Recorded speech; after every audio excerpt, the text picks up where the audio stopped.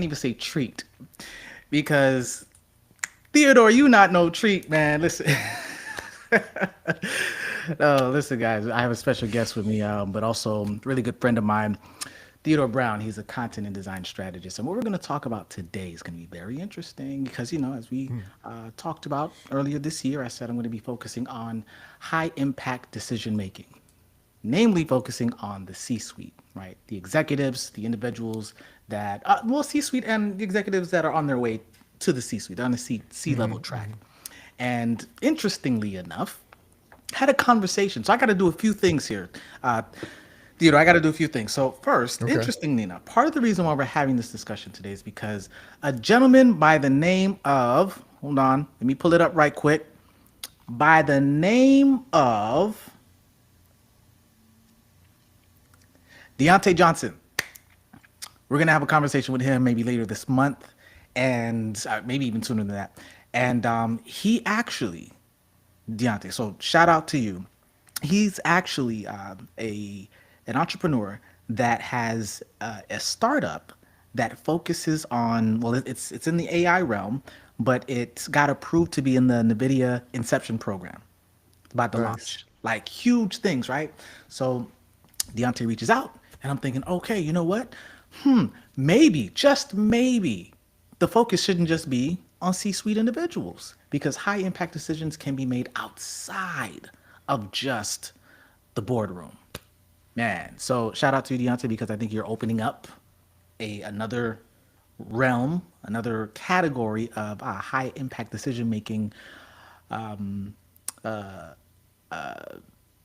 conversations that we're about to have this year. So putting that now to the side, coming back to theater. Listen, we do these intros. These are unorthodox introductions, by the way, everyone. So hopefully you're still rocking with me. So Theodore, I have listen every few years, maybe every couple of years, maybe is it a biannual now? Theodore and I would just have these live joints coming up, and Yeah. we just have conversations. It is not this, flashy production. Speaking of production, by the way, I'm going to tell you about another thing that he has done. He has been one of the impactful people that has caused me to create and to make specific decisions when it comes to media. But I just want y'all to hear something because you might see that the platform is a little different. Y'all take a look. Or I should say, take a listen. Can I hear that? Powered by Riverside. Riverside, you are getting free advertising right now. I just want you to know that. Wow. But all of that to That, say, guys, I decided to that's switch over. I decided to switch over from StreamYard to Riverside. Why? Because for the last 4 years, Theodore has been telling me to switch over to Riverside. yes. Yes. Yeah, I've been Yes. talking almost half a decade. He's like, listen, Riverside, Riverside, Riverside. I'm like, I don't Telling really you. know. I just want to click the button and go. Now, part of the reason why this is a high impact decision is because I'm actually going to be doing more interviews.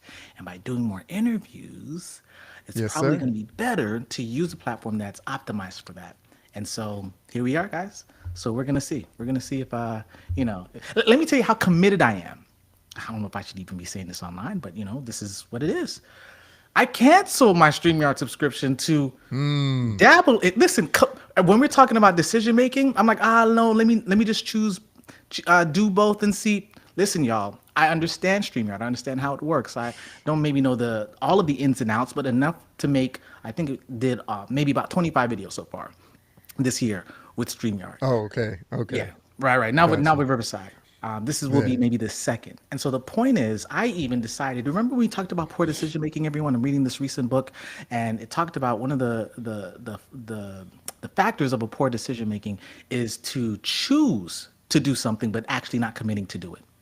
So I chose Riverside, and I had to also put my money where my mouth is. So follow the money, y'all. We're on Riverside now. Okay, so all of that to say, Theodore Brown. He is one I would mention is one of the most creative. Oh, He's one of the wow. most creative individuals when it comes to putting a story together. And storytelling is my thing. So he can envision the narrative. Now, he may not say this about himself, but he can envision a narrative, whether it is for, a script, and he does very good at that too, with a very unique sense of humor, or for video. And we're going to focus on video a little bit, by the way, everyone. And to just be able to storyboard almost in his mind. He says, I do this with words. Well, he does this with pictures. To storyboard in his mind how the thing, how the narrative, how the experience, the interview, whatever it is, how it should be laid out, and then he executes.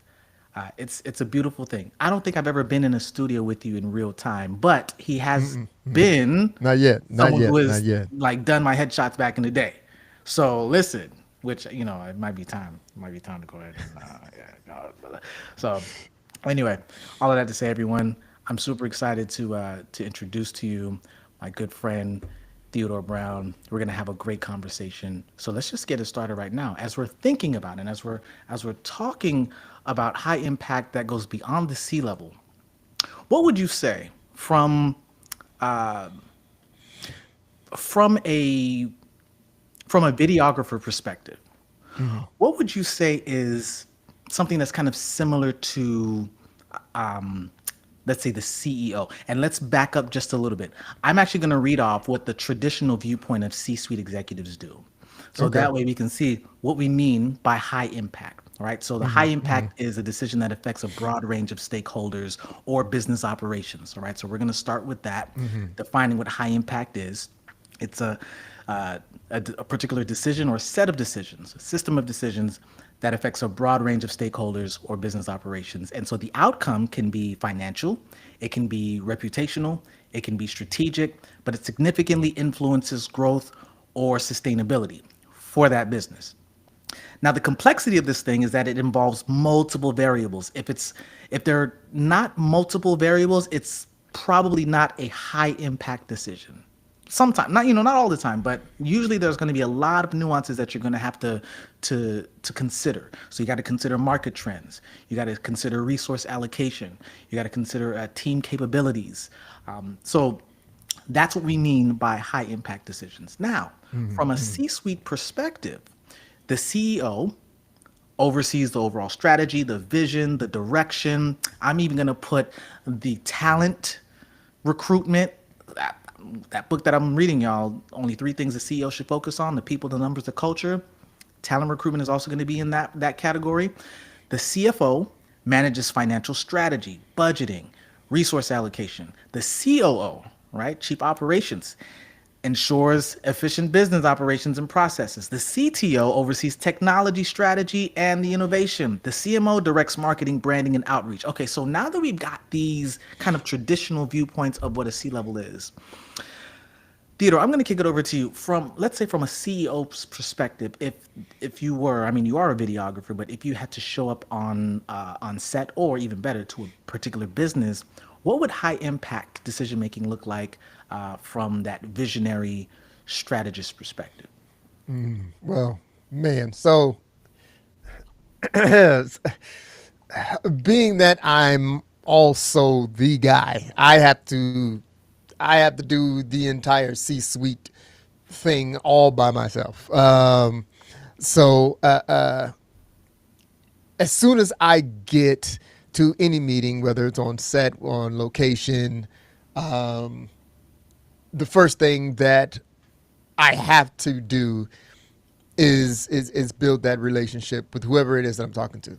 Yeah. That's going to be like one of the biggest things, because that can definitely, it's going to set the temperature for the entire day, or the entire time that we're doing whatever the project is. Since we're sticking to videography here, it's going to set the set the temperature, building that rapport and everything. I have actually been on a set where we didn't do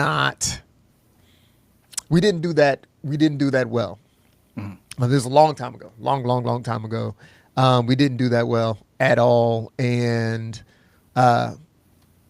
it not only affected the temperature of the entire shoot, we never got any repeat business. We didn't even get referrals from that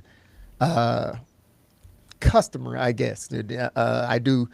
When I think about clients, I think about people that I can go back to for whatever the reason is, even if it's to sit down and, Interesting. which I have actually done. Yeah, let's think about when you have a client, it's normally a relationship that's being built right there. Yeah. You know, your best clients, you can sit down and have conversations about business with. It can be a back and forth. That's a two-way street type of relationship. Yeah. Versus a customer, you can have repeat customers, but when you have a client, that's more of a relationship, in my opinion. Hey, That's just listen, how I have I felt. think you're right. I think you're right. Yeah. You know, when I think about the we're just workshopping this live, right? Somebody who's a customer versus somebody who's a client. It's almost like somebody who's a patron versus someone who's a guest. Yeah. Right? The customer is somebody who they come in for most times a product, or maybe it is a service, but it's just it's more transactional in just I give you what you asked for, you pay me, Yep. all right, I'll see you again, but there is no follow through in the sense of like so, and there could be some businesses have that follow up as they do like with emails and things like that, but I get it. The client, the definition of the client, there's a higher level of for lack of a better word, intimacy. Yep. There's more involvement. Yeah. It's going to the Days Inn versus going to the Hyatt, Yeah. the Grand Yeah. Reserve Hyatt. I guess I got to be specific because they got different Hyatts. Yeah. So But yeah. I resonate with that. Yeah. Yeah. I mean, it's like you wine and dine your clients.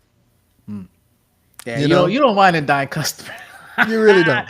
You You really don't wine don't. and dine customer. Yeah. I like that. I like that. So yeah, that is like the number one thing. If I show up to a set, yeah, we're trying to build even more of a rapport because of course we've done that before. Yeah. But sometimes being on set is the first time that I am meeting with the client in person. Sometimes. I mean, there are, it's just, the nature of business nowadays, like how we're doing right now. I do a lot of meetings, first meetings, discovery calls, second meetings via Zoom, via Teams, Google Meet and different things like that. So a lot of times sitting down with them at the video shoot is the first time. Whether it's on location, whether that location is at their office, somewhere else or in a studio.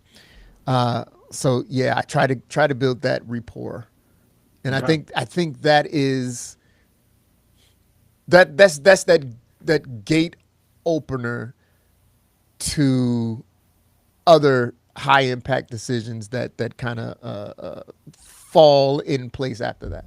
Yeah, so let's talk Yeah. about that, right? So now you've developed this relationship, which I mean CEOs, right? When it comes to business development, of course, at some point they're going to have people that do that. But Yeah. when I think of let's say presidents for universities, their main goal is to raise money. That's the main like their main job, and they do that by building, like you said, those relationships. But they also are at the helm of creative or well of the direction of where the company is going. So would you say that for videographers it would be more the creative direction? So you show up to a set or you show up to a client meeting or prospect meeting, where does you establishing the vision align with maybe how CEOs have to align the strategy and vision for a project? So now this, man, we yeah, we can spend the whole time talking about this only because there's in the let's go with it at this way. It's always going to end up landing on, or let's say it's going to be driven by what is the vision that you have for your business. Do you want to be the order taker? Because you have those. And depending on the project, sometimes you're going to be that. We worked with a client in the fintech world, and we showed up on set and we did what they asked us to do. That relationship changed over time because after a while they trust us.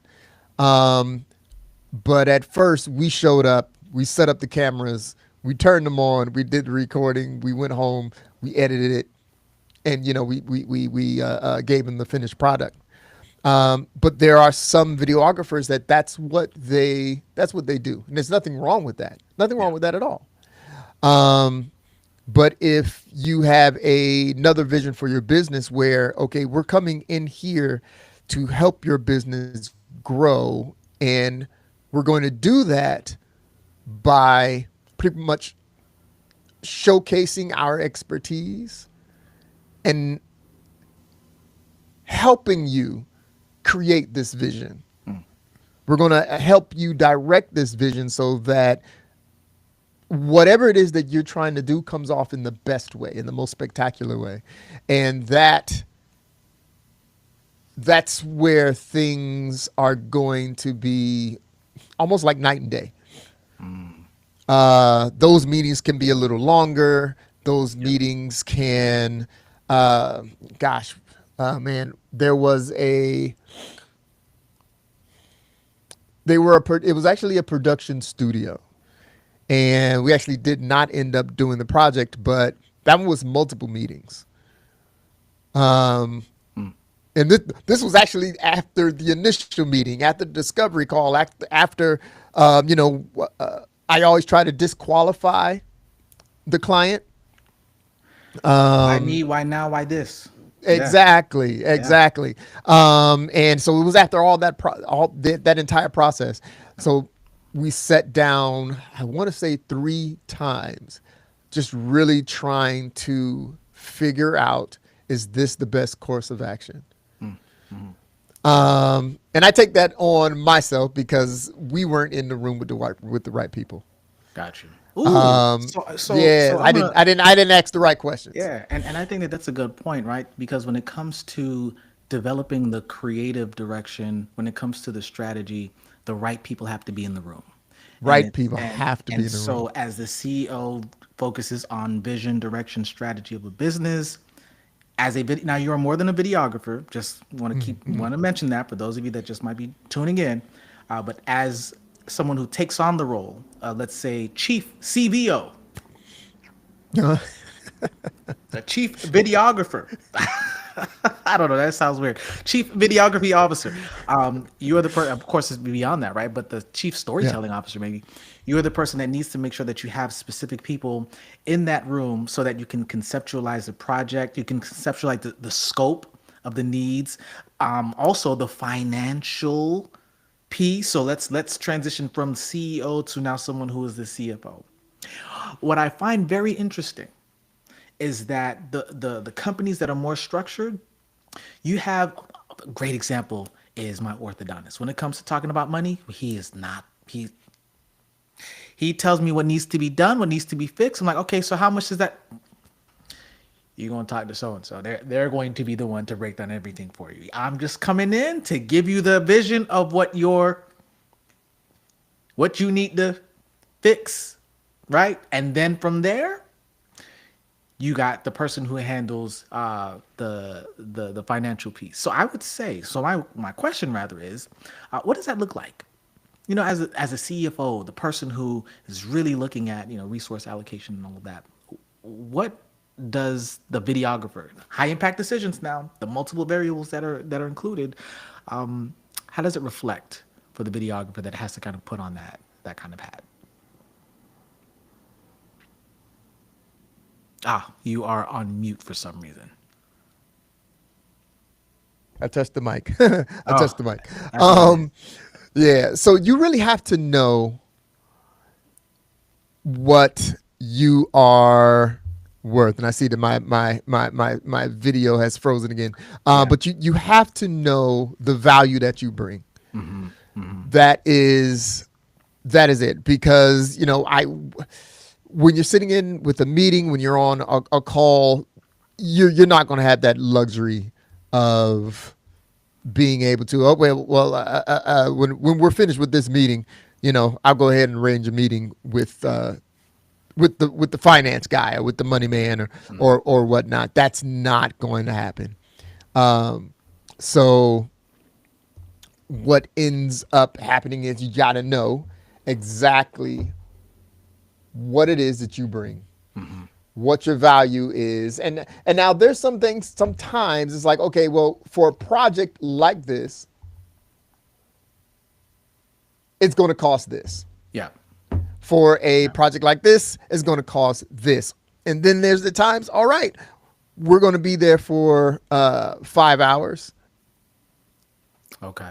And I think Theodore has to come back and rejoin us. But what we were just talking about is, for those of you that are coming in, we've been looking at high impact decision making, but beyond just the boardroom, beyond the C-suite. So you've got the traditional viewpoints of the CEO who oversees Wow, I dropped all the way out. Sorry about the that. vision. It's all right. I think what's happening is I think you might have to turn off that gesture situation, because as soon as your thumb goes up and it does that gesture, it freezes. So that might be part of it. When I use Riverside, it automatically turns it off for me. So I don't know, but that's the only two times I've seen you freeze is when that thumbs up thing That happened. thumbs And it up just, comes up, and I have yep. no clue how to turn it off. You got a MacBook? Because I think what you're gonna Yeah, do is you're going to click on the green cam at the top in the menu bar. green cam. I think Oh, that's the only for icon, you. yeah, the You, green. yeah, that's Yeah. that's for you, man. You got all the controls. Oh man, no. This is on your computer itself. Oh, okay. You talking about up in the menu? Yeah, very, In very my top. reaction, Yes, reaction, and we'll see you're gonna turn that off. yeah, if it pops up again, we'll see. All right, all right. Yeah. So for those of you just coming in, so we're looking at the traditional viewpoint of C-suite executives and going beyond that. So high impact decision making typically affects a broad range of stakeholders, business operations. It's usually multifaceted with different variables that you have to consider. And what Theodore just did was he took us through the parallel between how a CEO oversees overall strategy, vision, and direction, and how a videographer, he's more than just a videographer, but if he took on that role, which he normally would do as, kind of overseeing the videography, he has to consider the creative direction. He has to conceptualize the project. He has to set a distinctive style that can make or break the client satisfaction. And one of the key things that he mentioned was that the right people have to be in the room. So just as the CEO is in control of the people that he converses or that she converses with in the room, the videographer, the content strategist, the creative person, the creative director has to do the same thing. It is not by happenstance. They create these meetings and they are requesting or requiring that certain people are there so that the project can be executed effectively or the business initiative can be executed efficiently. So now we're looking at finances, and Theodore is now breaking down as the CFO, as the financial steward, how as a videographer, you look at setting pricing structures, negotiating contracts, anything else that you wanted to bring to light before we go to the next one. Well, the biggest impact, of course, that's the first one. It's like, Yep. okay, how much is this going to cost? It goes into more of the operations, is where putting on that CMO hat, that the CFO hat really comes into play. So let's talk about that. Let's talk about the Yeah. COO that looks at, like you said, the ops, the efficiency, Yes. because Yeah, they yeah, are yeah, yeah, yeah. considered the efficiency expert. What does that look like? Ops is really about logistics, right? So Yeah. from a videography standpoint, what is the rundown? I know you have a sheet. You probably got a quick sheet that you probably have to Yep. walk people through so that they Yeah. understand the nuances that are required. What does that look Yeah. like? Actually, we do. But so most times we can get away with the equipment that we have. We got the lights, we got the cameras, we got all the microphones, we got the C stands, we have those things. But every now and then we have to go and get extra equipment. And this is the expense. And this is also where, going back to the meeting, when we're really hashing things out, We really know exactly what we're going to do. Of course, we will get a little extra just in case, but at the same time, we can't break the bank every single time. Of course, there's those projects where, okay, yeah, let's go and rent all the things. But then sometimes it's just like, okay, all we need, we're going to need 2 cinema cameras on this one. We're going to need. What project? Go What ahead. project have y'all just said let's pull out all the stops? I'm curious. How long ago was this? It doesn't matter how long ago. I just want to know. Okay. Like, what does that look like? Like, you just say, we need all the things, So and we will, if it puts us in there. Hopefully, it didn't put y'all in the red. But if it puts us, it didn't. It didn't. Okay, good. This was going. This was for another. No, this was for the fintech company. Okay. We went and rented. We rented cinema cameras. We. Oh, The man. red joints. No. We didn't go that high. we stayed. So I'm a Canon shooter. So if I can help it, that's where I'm going to. it in there, Yeah, I'm going to keep it there because I know the system.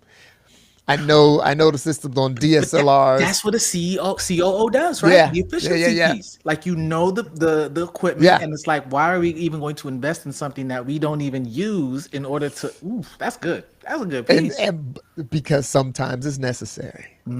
Because so once you step out of doing weddings, doing small projects over here for different people's social media campaigns.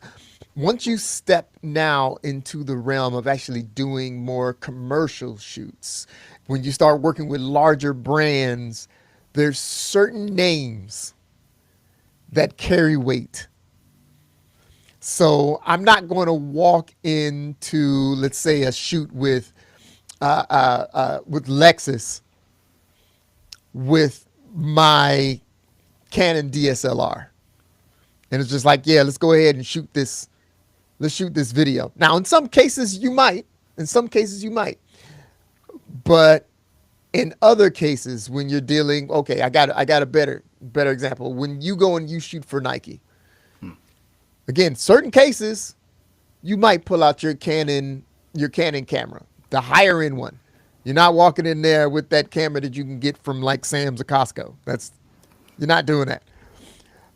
But you're going to go in with a Canon cinema camera. So we're talking like the Canon C300. Things like that. That's they know this camera. It's like, okay, they're here to work. You're going to walk in with a red. They're like, okay, they're here. They're going to do something. They're here to actually work. There was a gentleman. He put all his money into, was it a red? I think it was a red. Which red I don't remember, but he put all his money into, because now you're building out a camera. This goes back to the COO. Just like, okay, once we get this, realize that you can't take this thing out of the box and start shooting. In fact, when you get the red camera, the red is called the Brain. It's only about this large. It's a nice square side. It's only about this large. You have to get a lens. You have to get a monitor because you can't see anything. You got to get a side handle. You got to get a battery for this thing. You got to be able to get sound to it. So now you're starting to add things on, and all these things are not the most inexpensive things in the world. You have to How put a much are we cage talking? on What's it. what's the ballpark? Oh my gosh. Let me see. Okay. So actually right now you can get a decent red camera for about 10 grand. All right. So next part, let's talk about. Wow. But that's now we're talking about the smaller ones that you will see a lot of people on YouTube, they're using those. But if Yeah, you're talking I'm about the carrying ones one that they now. use in big productions, oh man, Yeah. $25, $35, $40,000. Yeah. And all those now you're not using a normal Canon lens, you're using a cinema lens for this cinema camera. And you got to be able to pull focus. You can't like sit up there and while you're filming, you can't pull it with your hands. You got to get something to pull that focus. And a lot of times you're not actually the one that's pulling focus. It's somebody off to the side that's pulling focus via a wireless remote. And so all these things start stacking on Yeah. things. So when you are putting together your videography business, since that's where we're sticking right there, you have to take into account, where am I going? This is why I'm saying, what's the vision for your business? Yeah. Yeah. You can make a beautiful living just doing content for people, for brands. I've shot many videos for like different real estate firms, commercial real estate firms, and residential. That fintech company, the very first shoot that we did for them was just straight with our DSLR cameras, mirrorless cameras and whatnot. So we've done few projects, but then we have gone and got the cinema cameras, because you do want to step your game up. Yeah, yeah, Yeah, that yeah, that yeah, makes yeah, sense. yeah, That makes sense. So, yeah, listen, I hope for those of y'all that are listening out there, because for you it may not be thinking about a Red versus a Canon DSLR camera.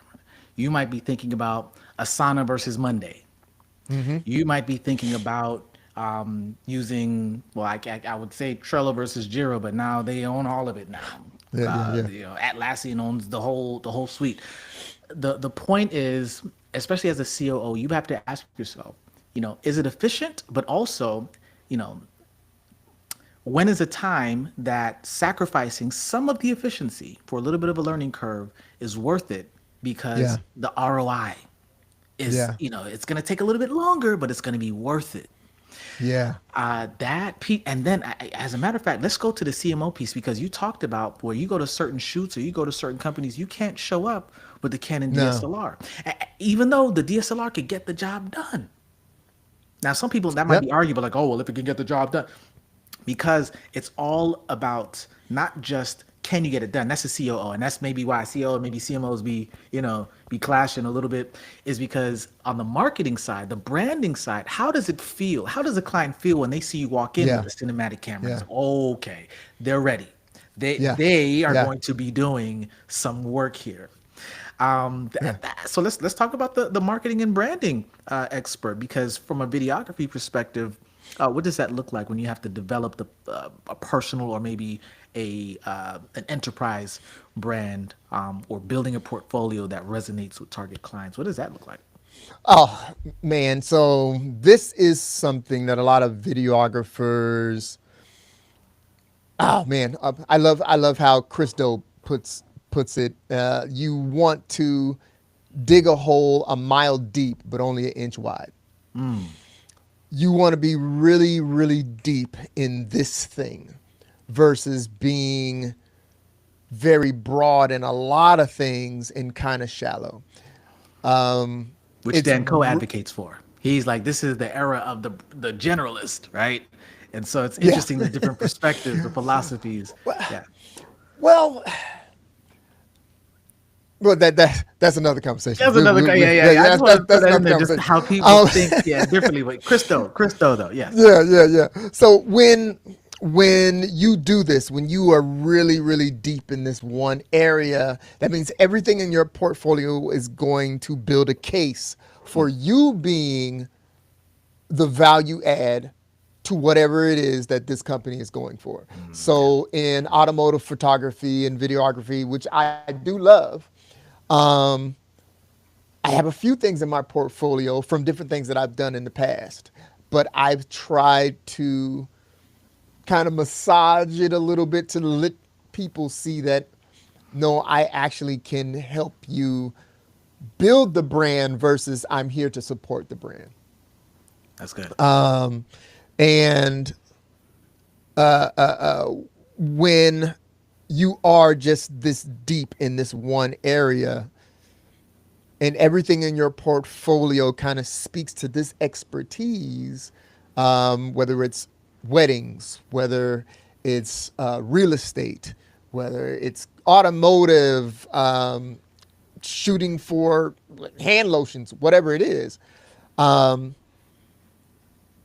Once your target sees that, it's going to make it almost like a no-brainer to choose you. Even though if they might use a whole bunch of other people as well, but it's still going to be a no-brainer to keep coming back to you. And your marketing needs to be in line with that as well. Yeah.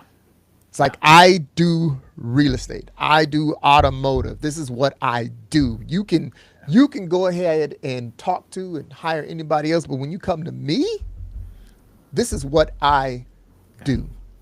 It's your mark, right? Yeah. It's who you, or it's who you are known as, but it's also what they can expect from you. Exactly. Which also, I haven't Yeah. used this term in a while. It also creates the halo effect. Well, I mean, if he's great at automotive, he surely has to be great at kitchen appliances. It doesn't happen all the time, and I know it's weird. I know it's weird because, but I would suggest, and please, I want that reaction that I'm seeing. I want to get your feedback on this because it's almost as if maybe it opens up the door of like, well, hey, do you also? So And that then, happens. Yeah. So that, okay. So let's go with real estate, which is something that I have very it's one of my wheelhouses. okay, I do corporate shoots, property shoots. I help with the strategy to build your brand. I make sure that everything that we're putting out is in line with the vision for your business. That's what we go through. When you sit down with me, that's what we do. Now, because of my, I guess let's call it on the personal branding side of real estate. When now we're doing interviews, we're doing little commercials for the agent or the broker. Now you can say, like, you know what, he's done these interviews, he's done these pieces for real estate. Maybe he can help us out over here in our architecture. Maybe we can sit down and we can do some videos with our guys. Maybe we can showcase our office. And then from there, you can move, maybe we can do something over here with our bank. Maybe we can do something over here with our car dealership and really focusing on the people that are here. So that's where it would be. It's not going to be like, oh, he does all this real estate as far as the property videos. Maybe he can shoot fashion. That's not going to happen really. But got it. it might go from real estate, shooting properties, to shooting development for any of these developers down here, and then from there go to I know someone that does general contracting, because it's all in the same. It's like, yeah, he's doing things with real estate stuff and building stuff and constructing stuff. So that might happen. Okay. But to go from like, yeah, doing like construction to now doing soaps, not really. Gotcha. Not really. Gotcha. I mean, which makes a lot of sense because if we're talking about high impact decisions and people who, it's interesting. People who are CEOs or CMOs or whoever C-level executive that leaves one company, they more than likely are hired to be the same role in a different company, unless they decide to unilaterally, change positions because somehow not only are they a great COO, but they're really amazing at marketing as well, and so they just. But it's so true. I think I might have mentioned this in a previous stream where Brian Nichol I believe the CEO of Chipotle at one point, and then he bloop, switched over to the CEO now of Starbucks. And it's interesting. But what do you think about that? So I think it depends on your strength. Like, let's say, and let's just be, we're going to be completely hypothetical here. So slightly hypothetical. So let's take a C-level guy from like Home Depot. Okay. Let's take a C-level guy from Home Depot, and he's able to do some great things because he's a connection guy. He has the ability to get the right people in the room. He has the ability to get on the phones. He's talking to people. He can just do he just does a great job with relationship building. Yeah. And then once he builds the relationships, he can get them to the right people inside of the company to get whatever needs to be done. He can get those things done. And let's say that CEO now moves from Home Depot and goes over to, let's say, like development. It's different because Home Depot, we're talking about products. And development, real estate development, we're talking about actually building stuff. Yeah. Yeah. But he's a great guy at bringing people together, building those connections. I think when you have people like that, I think they can move in just about any industry as long as they put in the work to learn about what it takes to do this thing in the industry. Now, when you have, like, I think it's a little harder for CMOs. Okay. And the reason I think it's a little harder for CMOs is because I know how to market cars. And I know how to build an entire company around marketing cars. Now, to take that person from marketing cars and then move them over to doing fashion, I don't know if that's going to translate as much or as well, let's say, only because it's like, okay, this is automotive. It's also a higher price point Yeah. than a pair of shoes. Yeah. That's interesting. I'd argue that if you understand the frameworks thoroughly enough, you would be able to apply them, but it would take, like you said, going deep. And what was the phrase? What was the statement? You're going 9 feet deep, 9 feet 2 deep, inches wide. 2 inches wide. Yeah. That you may be 2 inches wide in this arena, and so there might be some learning that you need to do in order to take the same 9-inch deep framework, the frameworks that you've understood and that you know works, and apply it to a different vertical. Yeah, I kind of think it's both end. It might be both end. It might I'd have to be. do that research. Yeah, because same, I think it's harder for CMOs. Okay. I think okay. it's harder for CMOs. I think it might be harder for CFOs. The way money is money, but I mean to project. Yeah, maybe yeah. not. I don't know. I don't know. Yeah. I don't know. That's I'm have to do that research. Absolutely. COOs, I think. You know what? It looks like any person at that level, when you get to that level, you are very highly specialized in how the growth of a particular vertical is, and you would have to take some time to really do your due diligence and understand the other vertical, like transitioning from healthcare. Oh my God, like healthcare to food and beverage. Ooh, totally different. Like, if there's a use case of somebody who has crossed over, that would be amazing. But I was wondering what that process was like and what they have to learn. Exactly. I don't know. That's like bedside manner, man. That's tough. just That's tough.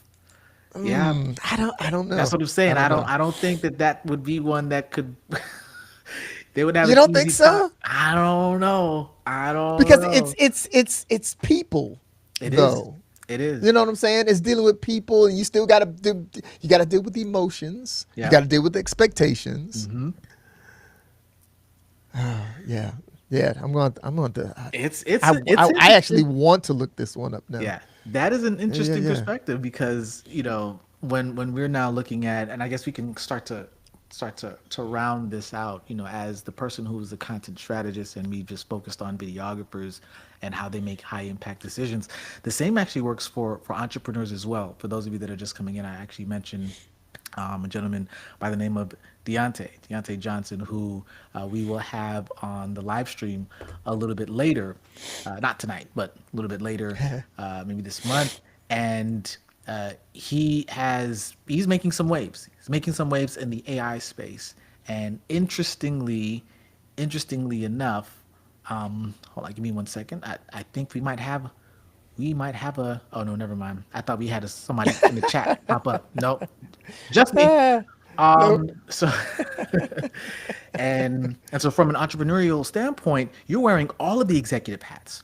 Like you Yeah. are identifying the Yeah. market Yeah. gaps, right? You're defining the brand's mission and positioning the product or the service as the CEO. As the CFO, you're managing the cash flow that's coming in and the burn rate and Yeah. the Oh my ARR and the gosh. MRR and all of the RRs that come along with it. Listen. As the COO, you have to streamline the day-to-day operations, which, I love the business model canvas because that's just really on the opposite side, the left side of the canvas where you're looking at the Yeah. key resources, Yeah. key activities, and your key partners. Like, I still use it. I oh, still listen, use it. You listen, introduced it to me long time ago. I still use it, man. man, it is a game changer. For those of you that don't know about the business model of Canvas, just go ahead and Google it. At this point, it is so ubiquitous. You just go on Wikipedia right now, and you can pull the canvas from Wikipedia. It's just it saves a lot of Oh, time. It's highly it's practical. still it's still available on the website. You know, It's still you know. available on the website. So the entrepreneur has to be all of these things. They have to be the CMO. They have to be the CTO, right? Everything. They have to adopt the right tech stack and scale the business so that they can stay competitive. When we think about, as the videographer or the content strategist, and we put you in Hmm. the category too, Theodore, as the entrepreneur, right? You now, as we kind Yeah. of, are rounding this out, you are both. You are under the umbrella of entrepreneur, the content strategist, and under the umbrella of content strategist, one of the things that you have to do is visual storytelling, which you'll do through photography, videography. What would you say as we start closing out here is probably one of the most important parts of making a high impact decision, and it could be in the beginning of a project or some sort of initiative, or it could be at the end. But what would you say sticks out and you're just like, you have to learn this, or you have to have this in order to be an effective high impact decision maker This in your role? going back to the Chris Doe way of thought, you have to know and be okay with being able to say no. You really, really that is in this field of just being a videographer. Um, at first, I think it's with a lot of people that get in any type of consulting or any type of service thing that they're doing on their own. The the bad habit of doing anything for anyone can be it it, it can completely kill your momentum. Yeah. It can kill your passion for whatever this thing is. Um, I mean, whatever that thing is that you're trying to build, it can totally shut it all down. Um, Sometimes you will end up doing a lot of things for a very, very, very low fee, if you want to call it. The contracts will be very low, um, and you can end up just doing things that you just don't want to do, just because you're chasing after. And it's hard, man. With anything, you know, phone bill got to stay. I mean, cell phones got to stay on. So, but it's being okay with saying no. I think that is probably the thing to learn. Being okay with saying no. That's That's it. good. That's good. Ladies and gentlemen, listen. Um, you heard it here first. Well, maybe you didn't, but you heard it again. High impact decision making, one of the ingredients of being able to become an effective high impact decision maker is knowing what not What? to do, what not to choose. We can talk Yeah. about this, break it down a little bit later, but the etymology of decision making, the word decision is to cut away. It's you're choosing something in lieu of something else. Oh, And shucks. by choosing one thing, you are neglecting or negating or refusing other things. And that's why decision making is so difficult when you're at a higher level, when you're working Hold with on one content. second, man. I think I'm burning. Oh my goodness. I'm hoping everything is okay over there, but we're about to wrap this up, everyone. And if Theodore comes back, that'll be great. But just gotta, oh man, we gotta make sure, we gotta hope. Let's just hope that everything is good on that side. But yeah. So what I want us to just really to drive home is this reality that at the end of the day, decision making is being able to focus on a set of things that's going to inevitably cause you to not engage with or execute other things.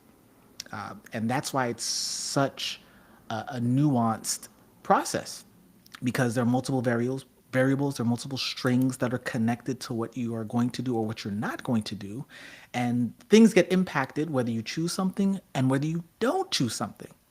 So that may be perhaps a very simplified way of explaining high impact decision making, but I hope that the simpler the better, so that you understand that at some point you just have to make a decision and commit to those decisions, but also being aware, and this is the key, being an effective decision maker, just being aware of the other things that are happening if you decide not to do it. And that's okay. But at least you're now aware of what's going on. You didn't burn the rice, did you? Did you, Theodore? Please don't tell me you burnt the rice. You are. Potato. There it is. Yeah, potatoes. They were potatoes, not rice. Ah, Totally gone. he, Totally done. he It's burnt okay. the I potato. got a plan. I got a plan. I got a plan. Let's end on this note, y'all. When the potatoes are burnt, What? you have to. I don't even know what to.